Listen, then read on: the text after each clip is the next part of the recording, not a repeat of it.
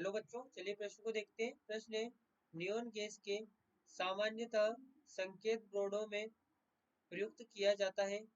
यदि यह 616 नैनोमीटर पर प्रबलता से विकिरण उत्सर्जित करता है तो उत्सर्जन की आवृत्ति 30 सेकंड में इस विकिरण द्वारा तय की गई दूरी, क्वांटम की ऊर्जा तथा उपस्थित क्वांटम की संख्या की गणना कीजिए यदि यह 2 जूल की ऊर्जा उत्पन्न करती है। देखिए बच्चों, यहाँ पर बात करें प्रश्न की मुख्य अवधारणा की। मुख्य अवधारणा अवधारणा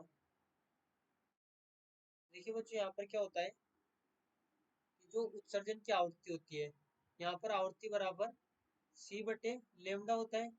आवृत्ति बराबर सी बटे तरंग दैर्घ्य यानी कि लाइट की स्पीड सी बटे तरंग दैर्घ्य होता है। वही बच्चों देखिए, यहाँ पर ये लाइट की स्पीड, लाइट की गति, या फिर हम इसे कह सकते हैं यहाँ पर प्रकाश का वेग, प्रकाश का वेग। ये बच्चों बात करें लेमडा की, तो यहाँ पर ये तरंग दैर्घ्य है, तरंग दैर्घ्य। और यहाँ पे म्यू हमारे पास में आवृत्ति है, आवृत्ति।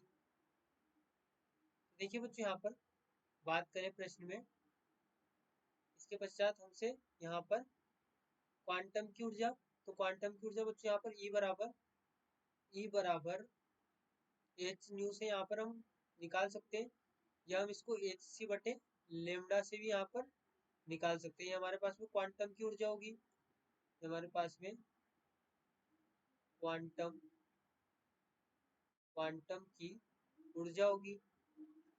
वही बच्चों अगला हमसे यहाँ पर कहा गया है क्वांटम की संख्या। देखिए क्वांटम की संख्या क्या होती है, क्वांटम की संख्या यहाँ पर देखिए बच्चों, इसे हम इस प्रकार लिखें, क्वांटम की संख्या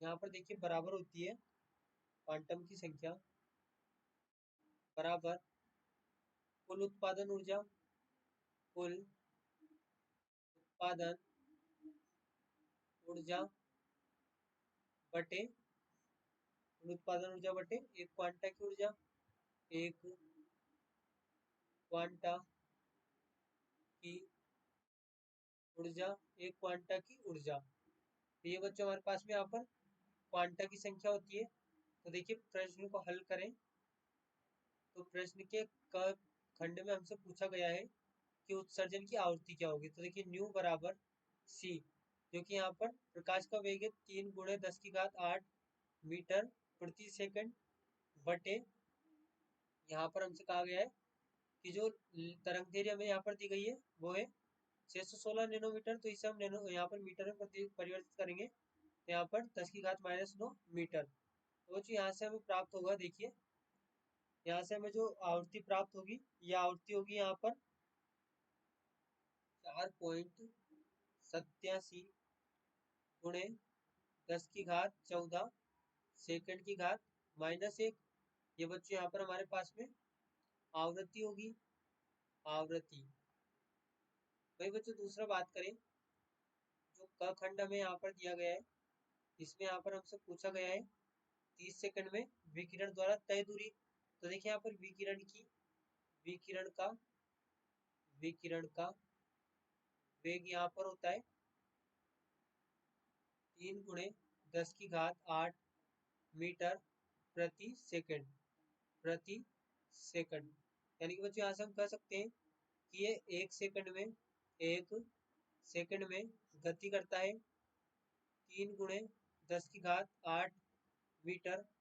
यहाँ से हम कह सकते हैं कि 30 सेकंड में जो दूरी तय करेगा, यहाँ पर होगी 3/30 गुणे 10 की घात, यहाँ पर देखिए 30 गुणे 3 8।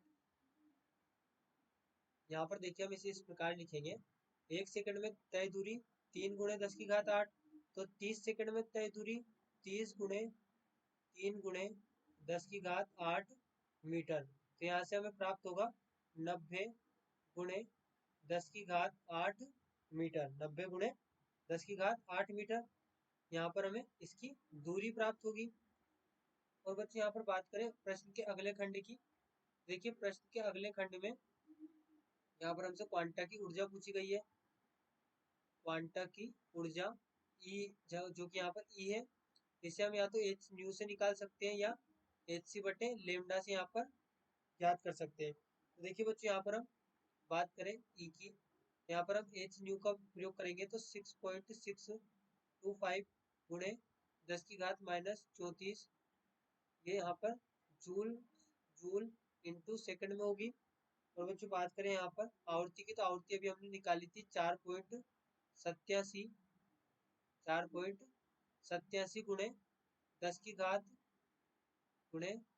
घात 14, जो कि यहाँ पर सेकंड की घात माइनस 1 में, तो यहाँ पर ये कैंसिल होगा और ऊर्जा हमें यहाँ पर जूल में प्राप्त होगी।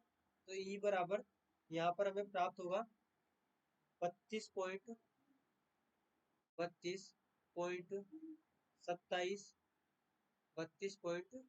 27 गुणे, यहाँ पर ये होगा 10 की घात माइनस 20 जूल। ये बच्चों यहाँ पर हमें ऊर्जा प्राप्त होगी। यहाँ पर ये क्वांटा की